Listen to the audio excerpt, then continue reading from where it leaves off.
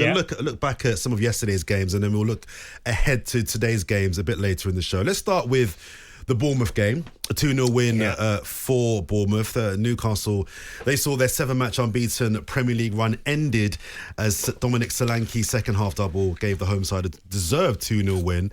Newcastle, they were without 11 players due to either injuries or suspension, and Bournemouth fully took advantage of Newcastle's issues to win just their second league game of the season and move out of the relegation zone. That defeat for Eddie Howe's side leaves them 7th in the Premier League, 4 points behind 4th place Liverpool, and the Reds can extend their advantage against Brentford at Anfield on Sunday.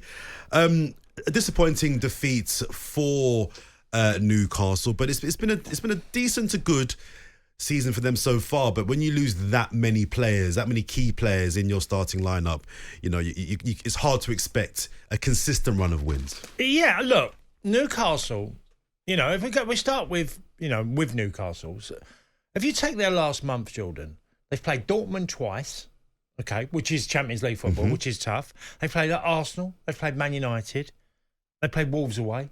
You know, they're tough games. They're big games. So fans go to games yesterday. Newcastle fans think this is the one. We'll get back on track in the Premier League. They've had a good start to the Premier League. They're 7th. You know, it's not been a disaster. They've been a little bit spoiled in the North East of where they were 2 years ago. This was dreamland for what's happened to them. Getting to the Champions League, the way they played last season. And they've still been really good, decent this season as well. But it was a bad defeat. It was a bad day at the office. Now, obviously, injuries have compounded the problem. Eddie Howe spoke really well. Trippier gets involved with the fans. There's another issue in itself. But I couldn't see that team didn't try yesterday. I watched a lot of the game yesterday, and I thought, do you know what? You can make a lot of accusations. You can't accuse them of that. I agree.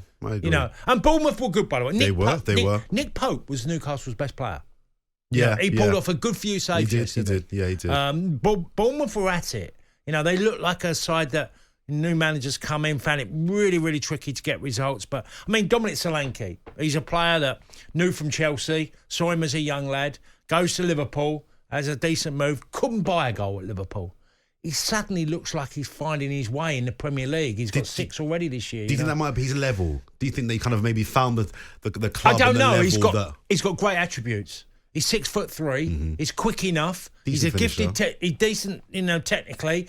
I think he got a little bit lost in his career. Sometimes Chelsea players, because if they go through that incredible youth system, which they had over a number of years, which was spectacularly successful, even though Chelsea lost players and Chelsea might not have benefited from that, they'd go elsewhere and they'd find their careers. And Dominic never really got going. You know, Loftus-Cheek never really got going. He played his best football, in my opinion, when he was at Crystal Palace. And Dominic Solanke's playing his best football now. He's still relatively young man, though. So there's time. And look, fair play to him, because he's found the club that he's playing his best football. So great. He's in my fantasy football team as well. So 2 goals for me is happy days for me. It's a big win for Bournemouth. Their second win, as I mentioned, there in the league. They need some wins. Areola's not had the greatest of starts in the Premier League. But just going back to Newcastle, I tend to agree. I think that the fans need to be very, very careful about putting too much pressure on the team, because it's been a good 18 months for Newcastle. They have got a lot of players out for various reasons, as I also mentioned. But what for you, Cass, is a good season for Newcastle this year? They finished in the top 4 last year and got to a final. What for you do you think would be a season where you think, you know what, that is a good season for Newcastle in terms of where they're trying to get to and what they currently have? Well, if they get inside the top 6... for me, that would be another good season for them. You know, just really backing up, which was a great season last year. They're not out of the Champions League group. They still got PSG to play away from home. PSG are not the PSG of years gone by. You could go there and win.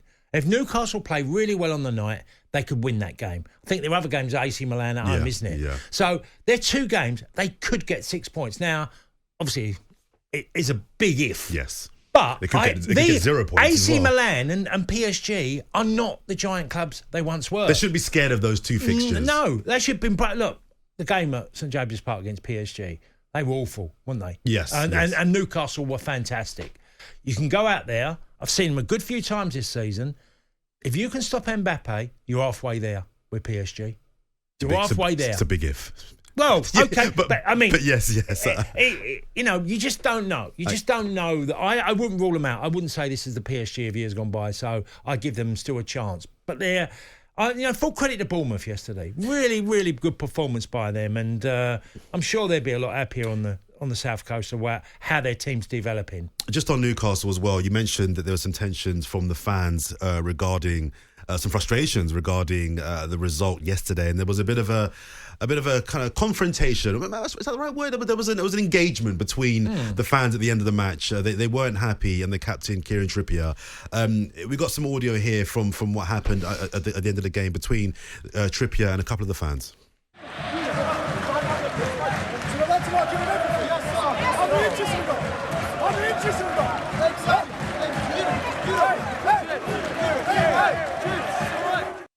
So what's happening there is that there's a few fans that are accusing the Newcastle players, as you alluded to, of the fact that they felt they weren't giving everything. They've come a long way. Newcastle to Bournemouth is a very long trip. It's an expensive trip, and they didn't feel that they were getting value in terms of at the bare minimum effort. Kieran Trippier is responding, saying, we're doing our best. We did give everything. We've got lots of injuries.